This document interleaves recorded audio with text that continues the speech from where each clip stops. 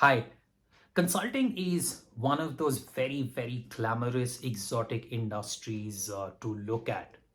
I spent nearly a decade in consulting, and when I started off, my reaction to a normal day in consulting was that I would get up in the morning at 10 o'clock. I would call Mukesh Ambani. A couple of hours later, I would have lunch with him, maybe fly in his private jet in the evening, and come back in the night and retire to the presidential suite of JW Marriott. Life is a little different from the version of reality I communicated to you. Now, in this video, I'm going to talk from my personal experience of over a decade in terms of what are some of the big myths of management consulting, of strategy consulting, of technology consulting. This video will be relevant to you if you are in consulting, whether it's management consulting, strategy consulting, technology consulting, and you're looking to make a long-term career in this industry, or if you're someone who's outside the industry and looking to enter this industry, or if you're a student and you are looking to understand how this industry operates over a period of time. To introduce myself, my name is Sandeep Das. I am an MBA from IIM Bangalore and I have a strategy course from INSEAD. I have 12 years of experience in consulting and FMCG, having held leadership positions in both of them. In my free time, I'm the author of 3 successful books, with my third book, Hacks for Life and Career, being a bestseller. So before we start, why don't you subscribe to this channel and we'll get started. So let's get started with the 5 top myths of consulting, which all of you would have heard at some point.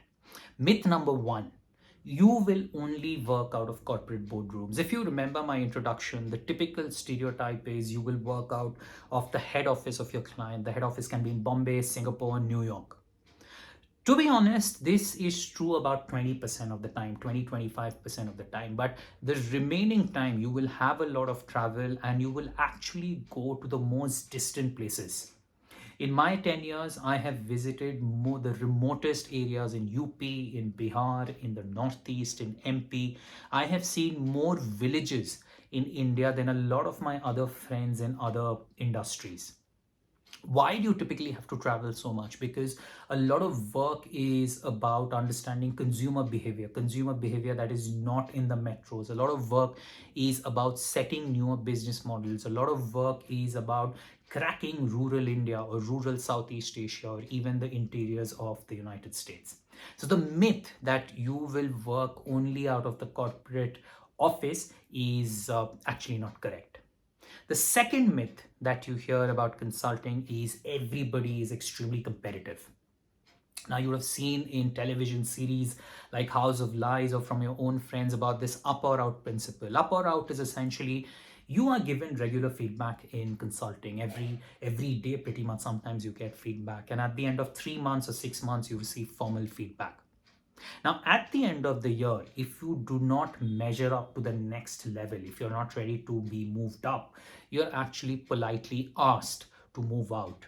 And the way it works, the appraisal rating fall is actually on a bell curve. So the way you can succeed is, one, if you do well, and if the other person actually doesn't do well. And a lot of people think as a result of this, there is a natural inclination for a lot of dog eat dog world culture.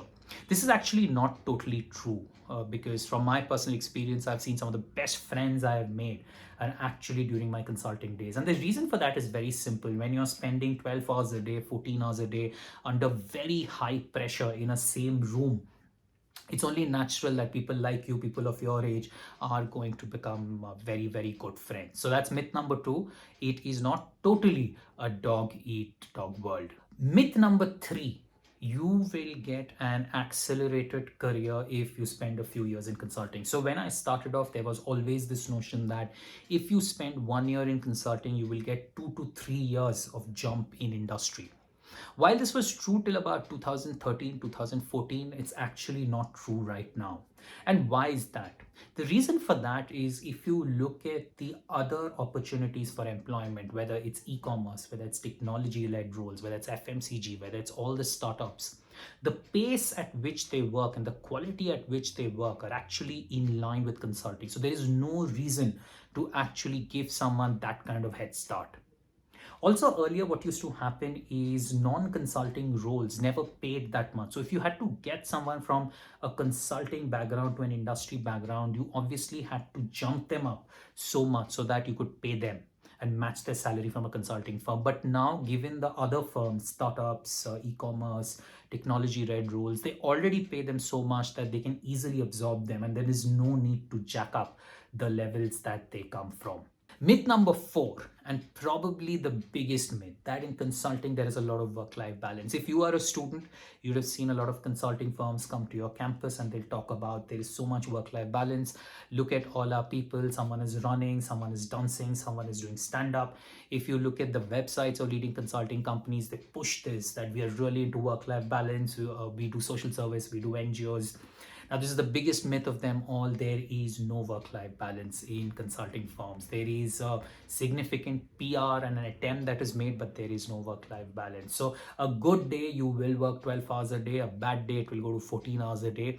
50% of the weekends, you will work full-time. So that is myth number 4, and the biggest myth of them all, that there is work-life balance. The 5th myth, and it's a very interesting myth, that consultants only give gyan and they actually don't do work on the ground. Now, to a certain extent, this was true till about 2005, 2010. And why is that? Because if you see the stage of the Indian economy at that point, it was all about clients coming and saying, which industry should I enter? Because the Indian economy had just opened up a decade back. And how do I crack that industry? But over the last 10 years, all clients are saying, I know which industry I am in. I know which industry I want to be in. I'm fairly established. How do I grow it? Show it to me by actually doing it for me. So a lot of work is actually more execution. So 70% of work I have done is where I've made the strategy and I have implemented my own strategy. Earlier, what used to happen is you would make your strategy and someone would implement it and you can blame them if the results don't come. But when you have to implement your own strategy, you have to be very, very careful with the numbers you actually project. So 70% of the work I have done in consulting is where you make the own strategy, you get it implemented, and you actually show them the numbers. So here are the 5 myths about consulting. I will be making a lot more videos about consulting. I will talk about a daily life, the skill sets required, what we look at in a resume. I will make similar videos about FMCG, about personal finance, about your life, and I will make similar such videos. So if you like what you heard today and if you're interested in the rest, do subscribe to the channel. If you have any comments or if you have any question, drop them in the comments box. I'll try and answer as many as I can. So do subscribe to the channel. Until next time, take care.